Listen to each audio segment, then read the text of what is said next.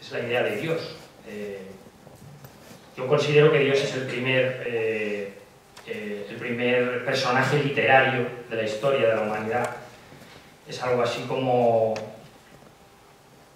el amigo imaginario que tienen los niños. El hombre prehistórico estaba a solas ante un mundo hostil y necesitó crear un amigo imaginario que le diera fuerzas, ¿no? Y ese acabó, me imagino que a lo largo de muchas evoluciones simbólicas, siendo la imagen de Dios, la idea de Dios, ¿no? También el hombre en aquella época se empieza a preocupar por la muerte, porque es consciente de su propia muerte, y Dios resuelve también un poco esa ansiedad, ¿no? Al generar una vida posterior a nuestra vida, ¿no? La otra vida. En este sentido, esta idea de la actualidad podría ser, como veis, muestro también algunas imágenes mías. Bueno, mi idea no es en absoluto ser ofensivo con ninguna creencia religiosa, me parece que hay que respetar todas las opciones espirituales. Lo que sí no está de más pensar es que si por ejemplo, mi religión fuera la cierta, quiere decir que todas las demás religiones son falsas, porque cada religión un poco anula a las demás, con lo cual, si bien no podemos decir que todos los relatos sobre Dios son relatos y son falsos, sí deberíamos decir que solo uno de ellos puede ser verdadero, con lo cual convendríamos en que la mayoría de ellos efectivamente son relatos. Y como vemos, hasta nuestros días, qué fuerza tienen las ideas frente a las herramientas, cuando una idea como la de la divinidad ha llegado hasta nuestros días con la misma fuerza que en sus orígenes.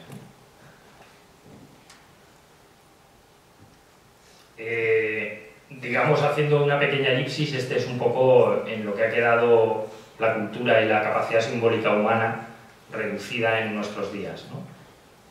Es una especie de papelera ornamental.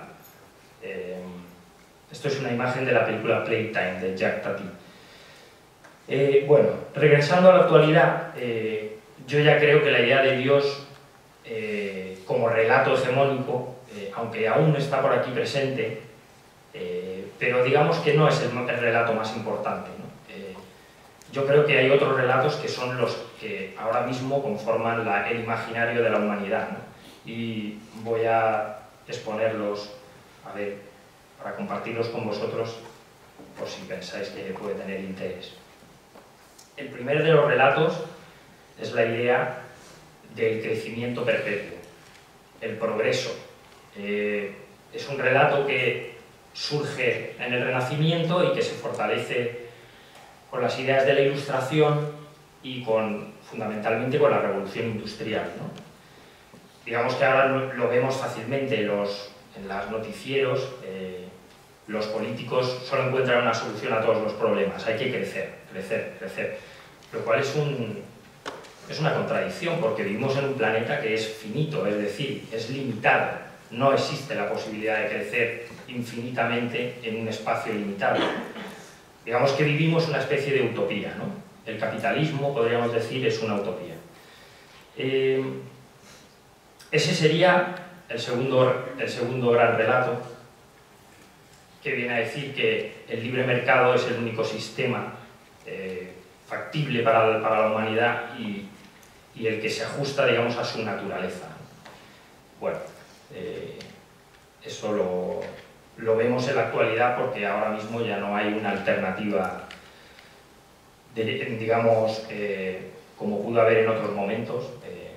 Tampoco eran alternativas muy fiables, y bueno, al final ha quedado el capitalismo global, que ahora mismo, en las próximas décadas, probablemente asistiremos a su desmoronamiento por imposibilidad de crecer en un espacio finito. Y el tercer gran relato, creo, es lo que yo llamo declive moral autoinfligido, es decir, asumir que no somos capaces de hacer algo mejor que esto. Y esto interiorizarlo cada uno de nosotros hasta el punto de renunciar a la capacidad de soñar o de albergar una esperanza de que esto puede ser mejor, puede ser otra cosa. Por más que muchas veces sospechemos que mucho de lo que está pasando no tiene sentido, es injusto, es destructivo, ¿no?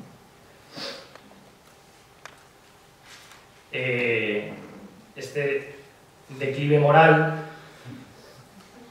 se apoya en gran medida en la fantasía de la individualidad, que es una idea que muy reciente en la historia de la humanidad, apenas tiene un siglo o dos, pero fundamentalmente se ha construido a lo largo del siglo XX, y es esta idea de que cada uno de nosotros es un individuo totalmente ajeno a la sociedad y por tanto plenamente libre y no debe, digamos, rendir ninguna cuenta ni tener en consideración nada de lo que le sucede a los demás, ¿no?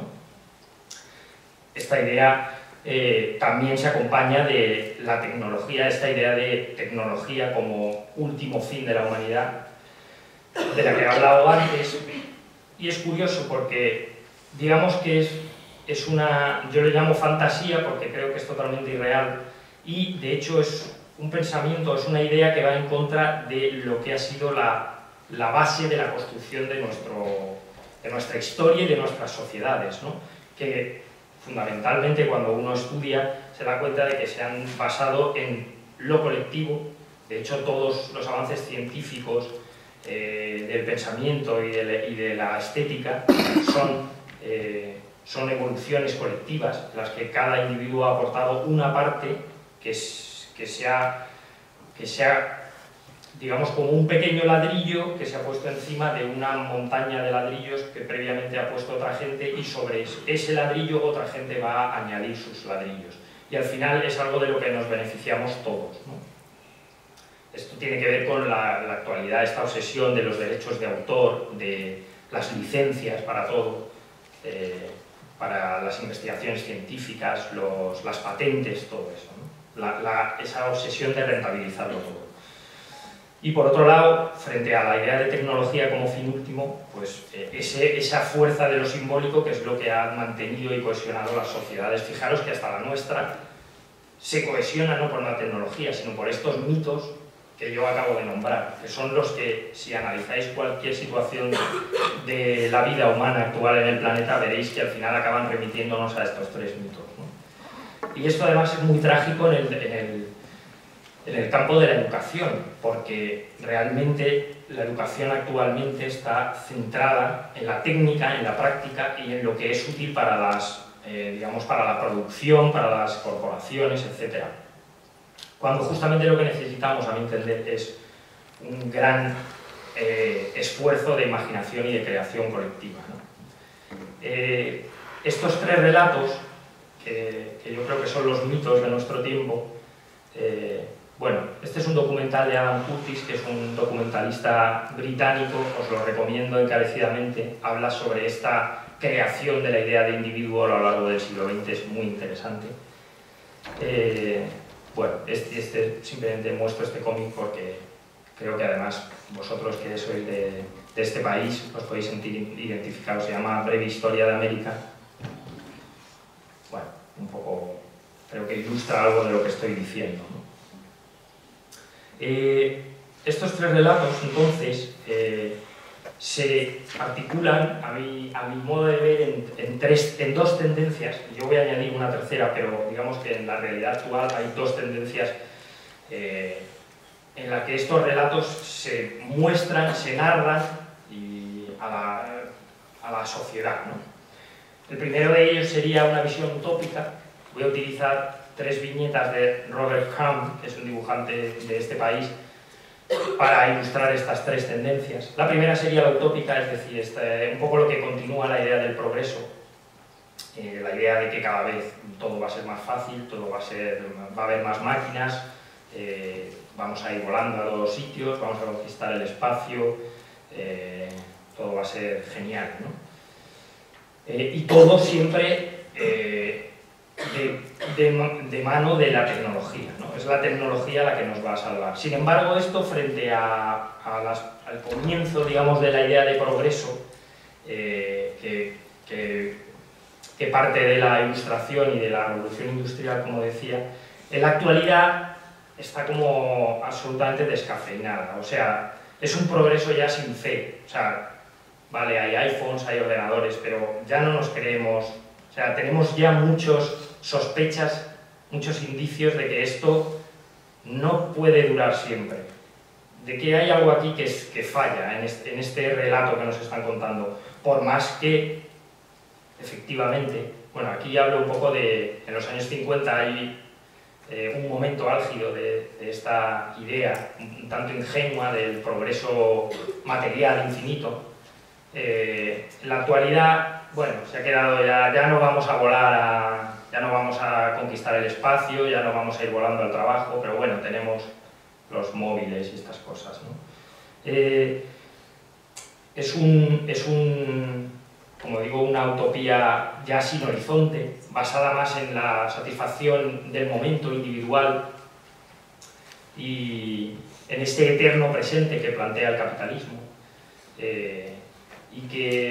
cuyo mayor reclamo básicamente es que vas a tener un aparatito en la mano en el que vas a poder estar distraído un poco hasta que se acabe todo o lo que sea, ¿no? Aquí vemos algunas imágenes. Me llama la atención porque yo, por ejemplo, al principio, en el año 2000, yo hacía algunas viñetas que eran literalmente esto, cuando no existían los móviles inteligentes con internet, ¿no? Y apenas 10 años más tarde, de repente es decir, que a veces hay procesos que es que basta con imaginarlos un poco para ver en qué van a acabar desarrollándose, ¿no? En esta especie de autismo colectivo, ¿no? Y digamos que este relato utópico se fundamenta a través de los medios de comunicación y fundamentalmente a través de la publicidad, ¿no? La publicidad es la que nos está bombardeando constantemente y dando una especie de idea persistente de que todo está bien, ¿no? Y de que lo que tienes que hacer es recrearte a ti mismo sin pensar en las consecuencias, ¿no? Bueno, aquí estos son viñetas del Roto, el dibujante español que mencionaba Óscar, que yo también soy muy admirador suyo, un poco retrata algo de lo que estoy tratando de hablar. La segunda tendencia, que sería un poco soterrada, pero sin embargo, digamos, es lo que se podría decir el zeitgeist, o sea, el espíritu de los tiempos, es la real, digamos. La otra, la utópica, la de progreso, es una carcasa, es una fachada que montan los medios de comunicación y la publicidad, pero por debajo nosotros notamos que en realidad las cosas van por otro lado, ¿no? Y fijaros que es interesante pensar hasta qué punto hemos llegado a una situación en la que somos antes capaces de imaginar el fin del mundo antes que el fin del capitalismo, cuando el capitalismo es una cosa que está en nuestra mano y el fin del mundo significa no solo el fin del mundo y de nuestra vida, sino del capitalismo también. Pero hasta ese punto tenemos la imaginación atrofiada, ¿no? Esta idea que está en la sociedad, está en la especie, en este momento, por lo que he hablado al principio, el cambio climático, la crisis energética, la crisis financiera, la crisis de modelo, también se rentabiliza económicamente dentro de esta sociedad. Y prueba de ello es que gran parte de la producción de Hollywood actualmente y en los últimos años versa sobre el apocalipsis. Es interesante, se dedica tanto tiempo a hablar y a entretenernos en todas las maneras posibles de apocalipsis antes que ponernos a trabajar en que simplemente no suceda en nuestro mundo, en la realidad, ¿no?